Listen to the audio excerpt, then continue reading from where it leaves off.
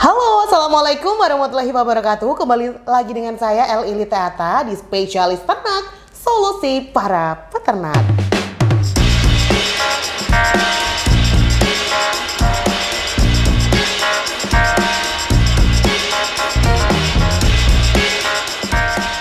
Kali ini kita membahas yang lagi booming karena ini lagi musim hujan banget, Mbak. Jadi selain waspada kenangan mantan nih saat musim hujan, ternyata kita harus waspada tingginya amonia.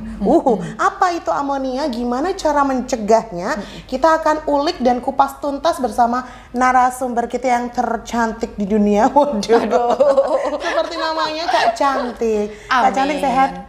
Alhamdulillah sehat. Ini Kak Lita nih sehat gak nih? Aduh, sedikit kurang sehat mentalnya. Aduh.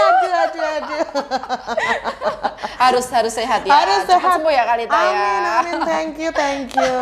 Mbak Cantik, sesuai tema nih. Amonia tuh apaan tuh sebenarnya? Oke, mungkin bagi sobat ternak lainnya pemula ya, peternak pemula atau mungkin teman-teman yang mau ingin belajar peternak mungkin kurang ini ya, asing ya mungkin ya. Asing banget. Asing banget ya. Iya, betul. Amonia tuh apa sih kan gitu. Apalagi di musim hujan. Nah, harus dihindari, harus diminimalisir. Nah, jadi amoniak itu ini, Kak Lita tahu kotoran ayam nggak sih? Tahu. Nah, kita kan bahas unggas nih. Iya. Di kotoran ayam, kotoran ayam dan amoniak ini salah satunya tuh berasal dari kotoran ayam, Kak Lita. Yang menguap atau yang menguap, apa? bener. Oh, bener. Jadi amoniak ini tuh bentuknya gas. Nggak bisa dilihat ya, kasat mata. Waduh. Ya, jadi amoniak ini tuh bentukannya gas, tapi dia tuh termasuk beracun ya, dan dia tuh berbahaya banget bagi tubuh gitu, bagi si ayam ataupun bagi kita gitu Kak Lita. Kalau kita pun pasti bakal iritasi kayak gitu. Nah, kalau kandang biasanya kandangnya itu bau. Nah, biasanya kalau kita masuk kandang, Kak Lita ini punya ayam gak di rumah? Iya, atau ayam pernah warna-warni sih punya adek aku. Ini kalau biasanya peternak ini masuk ke kandang terus nyium bau nggak enak. Nah, bau ayam khas kotoran itu namanya amoniak Kak Lita. Dan itu bahaya banget gitu. Jadi kotoran, kenapa sih kok amoniak ini ada gitu? Karena nih biasanya tuh karena kotorannya basah, entah itu karena hujan atau kena apa, itu basah akhirnya dia menguap. Nah, akhirnya mengeluarkan gas, salah satunya gas amoniak. Dan ternyata di kotoran ayam tuh nguapnya tuh nggak cuma gas amoniak aja Kak Lita. Dia tuh juga punya ada hidrogen sulfida atau H2S, terus metana atau karbon dioksida, dan salah satunya yang paling besar kadar atau konsentrasinya dan paling berbahaya itu amoniak itu tadi Kak Lita gitu. Jadi kalau di kandang baunya nggak enak, ini pasti ini bau amoniak, itu pasti. Gitu. Oke. Mbak, seberapa efeknya? Tadi kan bilang sangat bahaya nih untuk unggasnya sendiri. Betul. Itu seberapa negatifnya efeknya? Oke, kalau bahas negatif ini pasti peternak yang udah lama ya berkecimpung di dunia peternakan, ini amoniak itu bahaya banget. Kenapa bisa bahaya? Karena ketika amoniak ini konsentrasi atau kadarnya tinggi Mbak Lita, ini bisa mengiritasi atau bisa mengganggu kesehatan. Salah satunya ya bisa mengiritasi saluran pernafasan. Nah, kalau kehirup, terus kalau saking amoniak itu kalau kadarnya tinggi dia tuh panas kali ta. Jadi bisa mengiritasi pada mata ayam. Bayangkan aja ya, si ayam itu kecil, kotorannya di bawah dan jaraknya dia, hidung matanya dia ke alas, kan deket banget gitu. Kita aja yang jaraknya jauh, kecium, apalagi dia kan gitu. Itu Kak Lita, selain mengganggu kesehatan, dia juga mengganggu performa atau produktivitasnya. Entah itu dia bertelurnya ini menurun, atau mungkin dia daya tahan tubuhnya menurun, akhirnya dia nggak mau makan, sakit, nah kena infeksi lain dari bakteri atau virus masuk, nah kan banyak banget tuh. Apalagi kalau si kotoran ini basah, dia juga bisa selain menguap amoniaknya, dia juga bisa untuk perkembangbiakan si bakteri atau mikroorganisme lainnya. Akhirnya bisa menyerang ke ayam tuh kan, jadi merembet kemana-mana gitu. Terus selain itu, kalau populasinya banyak. Nah, kalau peternak ini ya biasanya kan populasinya ada yang 50.000 ekor. Wow. 20.000 ekor. Dalam satu kandang. Dalam satu kandang. Wow. Terus gimana tuh kan baunya ya nggak? Kalau nggak diminimalisir, ini takutnya bisa berdampak ke masalah sosial. Nah, bener nggak? Wah, ini bau gak enak nih dari mana? Oh, dari kandang yang sana nih. Oh, dari kandang yang sana tuh kan.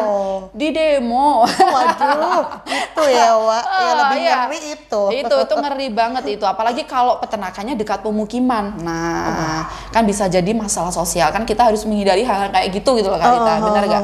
Apalagi di musim hujan kayak gini itu kan bakal lembab gitu keadaannya. Kalau lembab tuh kan pasti amoniaknya juga tinggi gitu enggak? Nah, jadi akan merembet kemana-mana. Kalau udah kayak gitu nanti juga bisa memicu lalat datang. Nah, lalatnya juga berkembang biak. Jadi udah amoniaknya tinggi, lalatnya banyak, tuh kan. Terus nanti takutnya ini akan ke pemukiman. Terus nantinya juga akan masalah ke pemukiman gitu Kak Lita. Kalau kita menelisik lebih jauh, ternyata amoniak ini ya entah itu amoniak dari sapi, nah kan, entah itu amoniak dari domba, unggas atau dari lainnya. Ini ternyata dia itu telah menjadi isu dunia. Atau apa Mbak? Ini bisa berefek ke global warming atau pemanasan global. Gitu. Gimana tuh? Jadi si amoniak ini tuh bisa mengikis lapisan ozon di atmosfer. Gitu kan. Jadi bisa lihat diagram ini ya. Nah, ternyata di diagram ini udah lihat kan. Nah, bisa dilihat. Ternyata si ini kan banyak banget tuh, ada peternakan unggas, peternakan babi, tuh kan sistem pendingin seperti AC. Pernah dengar gak sih pelajaran dulu? Betul, AC efek itu, rumah kaca. itu juga ada peternakan sapi. Di sini yang paling tinggi penyumbang gas amoniak di atmosfer yang menyebabkan menipisnya lapisan ozon itu ada di peternakan sapi, itu sebesar 43% Kalita, tuh bisa dilihat ya. Yang kedua ternyata itu adalah peternakan unggas. Jadi ternyata peternakan unggas ini tuh meroleh peringkat kedua penyumbang gas amonia terbesar. Nah, di industri peternakan. Kayak gitu bisa dilihat. Terus disusul lagi ada peternakan babi juga ada, tuh kan, ada di penggunaan pupuk, pertanian, industri, dan yang paling kecil itu ternyata di peternakan kambing dan domba gitu Kalita.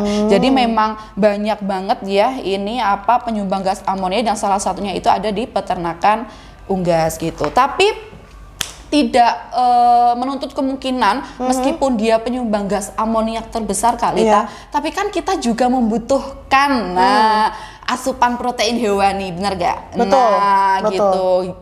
Kita juga membutuhkan untuk memenuhi kebutuhan hidup kita gitu Kalita. Jadi meskipun masalahnya itu ya kita harus mengatasinya.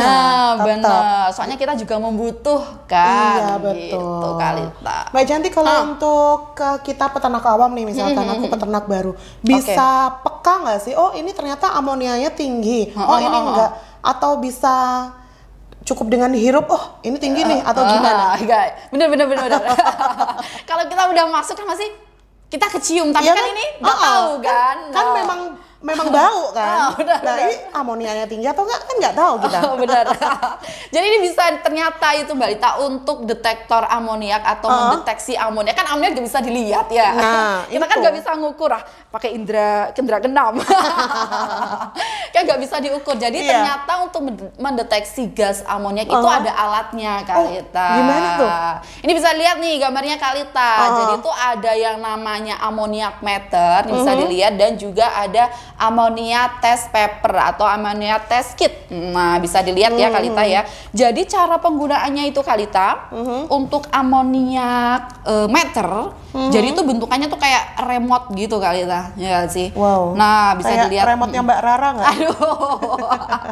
Langsung ya hujannya reda. Enggak Kalita. Ini tuh kalau cara pakainya tinggal ini aja sih, setting-setting pencet-pencet ya enggak sih. Dipencet, terus ini kita letakkan di ketinggian sekitar 10 cm. Nggak mungkin dong kita letakin ke atas kita atau samping kita, soalnya kan yang mencium kan si ayam. Jadi harus diletakkan di dekat ayam atau daerah kepala ayam ya, sekitar 10 cm dari alas kandang. Nah, kalau udah 10 cm, nah itu bisa dicek, terus nanti keluar hasilnya. Kalau untuk bisa dilihat untuk tes kit, nah untuk tes paper, jadi paper sesuai namanya, berarti ini menggunakan kertas Kalita. Nah, bisa dilihat untuk cara penggunaannya, ternyata rendam tes kitnya ini, kertasnya ini selama 2 detik di air, kemudian dilepaskan. Nah, kemudian didiamkan selama 60 detik dan tentunya ketinggiannya ini juga 10 cm ya, harus tingginya ke ayam sama ya. Soalnya kan kadar yang dicium baunya oleh ayam. Nah, terus nanti kalau udah 60 detik tinggal deh angkat, terus kita samakan pada ini random warnanya gitu. Jadi kalau warna kuning ini berapa ppm gitu, kalau warna hijau berapa, dan seterusnya. Jadi harus dilihat sesuai dengan standar warnanya gitu Kalita. Nah, selain itu Kalita, selain menggunakan alat, ternyata petugas peternakan atau petugas atau karyawan kandang ya, kalau udah masuk gitu kan pasti kan ngecium. Nah, kalau petugas kandang ini sudah mencium bau, berarti dia tuh udah tinggi kadarnya gitu. Gitu. Soalnya kan kita aja nyium gitu, yang sudah saya jelaskan tadi. Gimana kalau si ayam? Pasti panas, ya gak sih? Gitu, bukan gas air mata ya. Bukan, aduh jangan, takut. Jadi gas amoniak. Jadi kalau petugas kandang ini udah nyium, berarti ini tuh udah termasuk tinggi kadarnya. Ini bisa dilihat ya, ini ada tabel. Ini responnya yang dihasilkan petugas kandang setelah mencium bau kotoran ayam, bau amoniak. Ini bisa dilihat Mbak Rita. Kalau udah mulai tercium, menyengat, nah menyium, baru menyium aja itu udah 20 ppm. 20 ppm itu udah bisa menyebabkan iritasi pernapasan gitu. Kalau udah nyiumnya tajam banget gitu, itu 50 sampai 60 ppm. Udah bisa Nah, bisa dilihat di tabel. Kalau kita nyium aja 100 ppm itu bisa mengiritasi hidung. Hidung kita atau hidung kita? Hidung kita. Hidung kita. Respon petugas kandang hidung.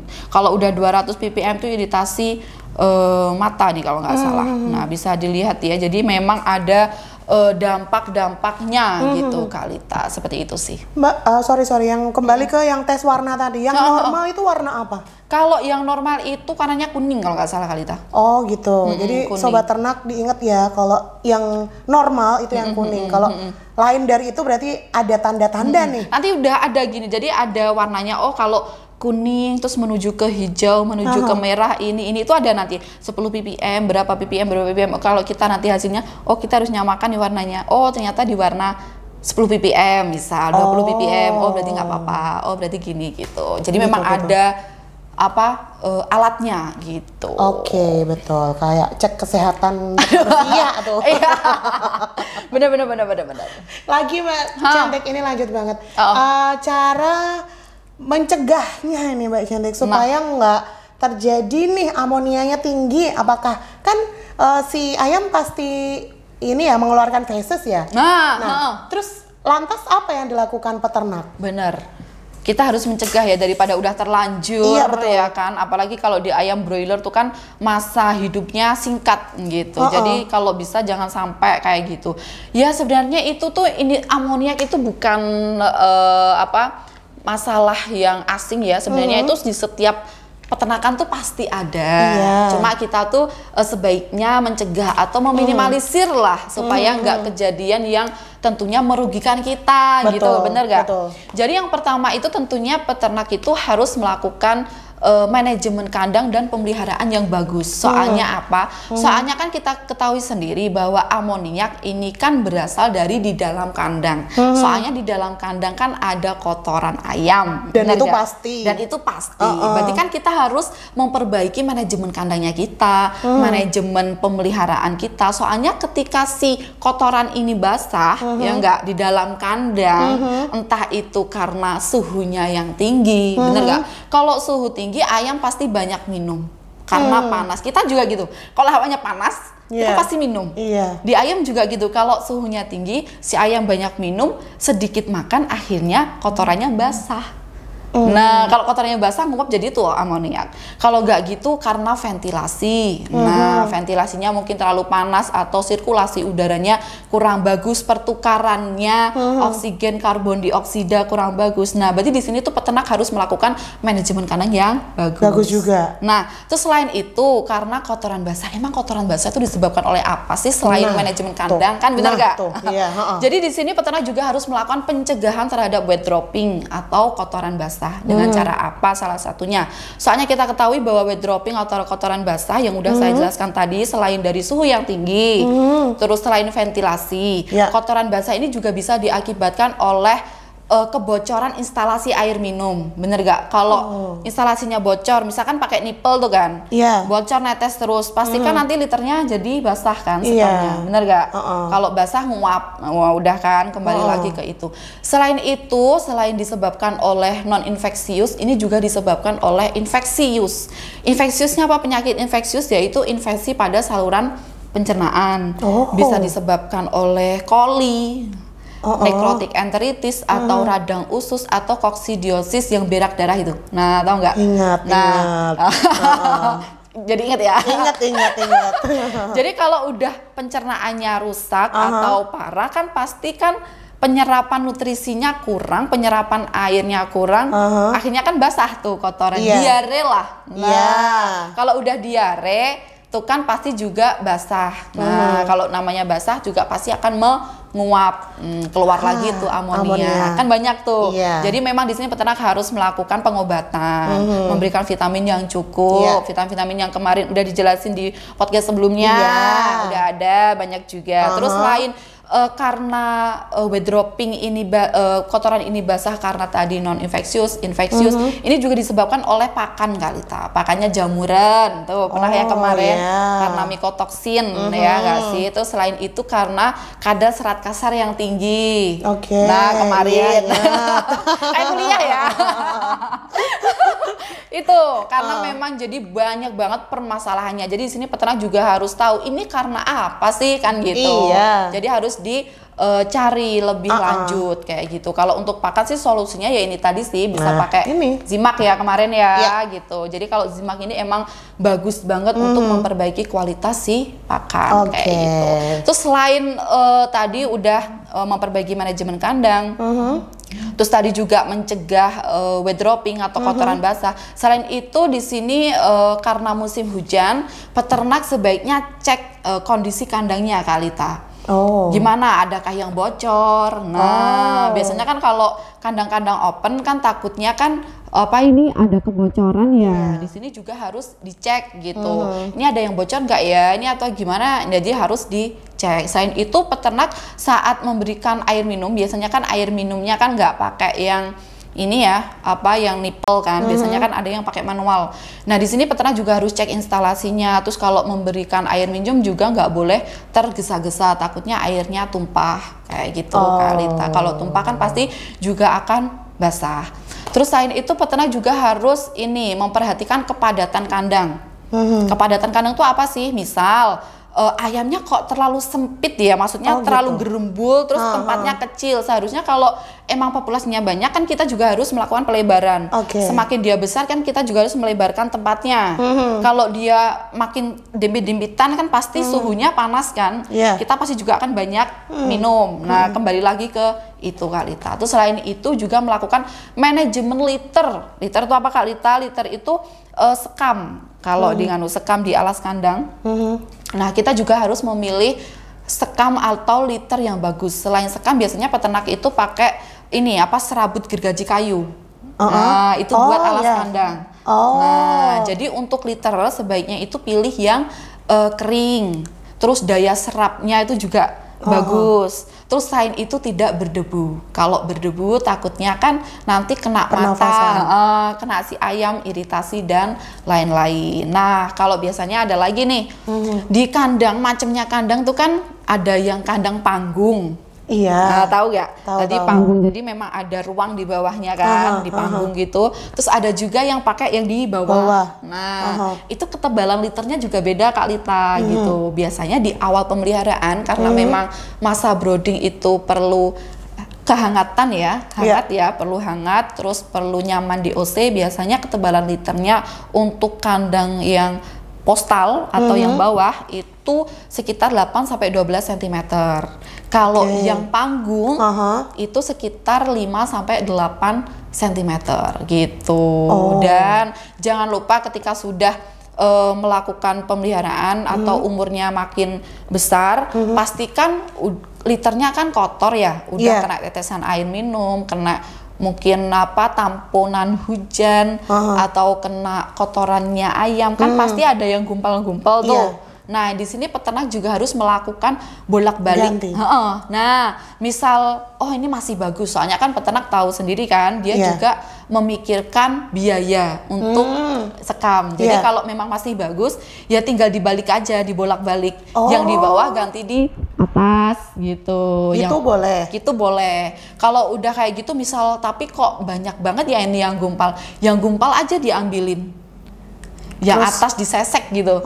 Jadi kan nanti yang bawah tetap ini kan, tetap kering. bagus. Misal nanti kok kurang kering, ditaburin aja sedikit-sedikit. Yang baru. Yang baru. Itu bolak-baliknya sekitar 3 sampai 4 hari sekali. Biasanya di umur 4 hari, di umur 7 hari dan kelipatannya gitu Kak Lita. Dan sebaiknya sih diganti ya, kalau kalau peternak lainnya ada yang diganti juga sih gitu. Soalnya memang untuk kebaikan ya. Terus gitu Kak Lita. Terus selain itu juga peternak itu, nah biasanya kalau yang di kolong kandang, biasanya kalau kena hujan, kotorannya di bawah kan pasti kan kayak teles basah. Nampon. Nyembong. Jadi kalau bisa itu ada di pinggirnya tuh kayak ada kalinan kecil gitu buat. Jadi kalau yang kotorannya jatuh tuh ada tinggi dikit gitu biar nggak nyembong gitu. Terus misal kelihatan basah, biasanya peternak itu dikasih apa sih biar nggak basah? Nah, biasanya di kandang postal atau di kandang panggung, biasanya itu ditaburin tepung kapur atau tepung zeolit di Podomoro Feed Mill aja nih.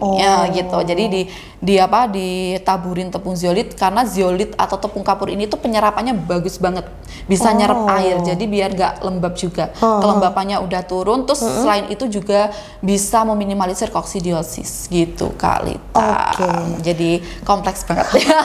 Ya ampun. Mbak Cantik, aku kan bingung nih. Kandang tuh ada yang sekat-sekat kayak warnet gitu. Kenapa nggak orang mikir gitu aja supaya nggak bergerombol, supaya penyakitnya minim, nggak tertular yang lain kan? Satu sekat satu tuh. Kenapa nggak mikir kayak gitu? Satu sekat satu itu biasanya tuh yang kandang baterai, bukan? Atau yang mana? Kandang baterai ada. Biasanya tuh di ayam petelur Kak Lita. Kalau ayam petelur kan memang kebutuhan telur ya yang diambil. Jadi memang dia itu ada baterainya, ada sekatnya. Jadi satu sekat ini biasanya diisi ayam. 2, diisi 1. Soalnya kalau dilepas liar, itu takutnya nanti telurnya itu ketika dia bertelur, telurnya dipatuk. Hanya kan kita nggak dapat telurnya. Gitu. Jadi mempermudah masing-masing. Mempermudah. Kalau si ayam broiler kurang efisien gitu. Kalau di ayam broiler gitu kali. Paham ya. Ilmu baru ya guys. Gitu. Ini terakhir Mbak Cantik, seru banget ya pembahasannya. Boleh di ending kita Mbak Cantik sampaikan sesuatu untuk mungkin peternak pemula, jangan patah semangat atau gimana? Jadi sesuai karena ini musim hujan ya, peternak jangan sampai lengah akan manajemen kandangnya, biosecurity-nya, sanitasi atau kebersihan kandangnya, bener gak Kak Lita? Jadi semua itu harus diperhatikan, pokok jangan sampai lengah. Selain itu, dan untuk semua apapun usahanya, jangan lupa untuk selalu bersyukur dan berikhtiar. Dan jangan lupa untuk tonton video menarik lainnya di Spesialis Ternak. Gitu ya guys, untuk Sobat Ternak. Thank you udah stay, thank you Mbak Cantik ilmunya. Dan juga jangan lupa like, comment, subscribe, dan sebarluaskan ke teman-teman kamu di seluruh dunia. Akhir kata Lita dan Mbak Cantik pamit. Wassalamualaikum warahmatullahi wabarakatuh. Tetap di Spesialis Ternak, solusi para peternak.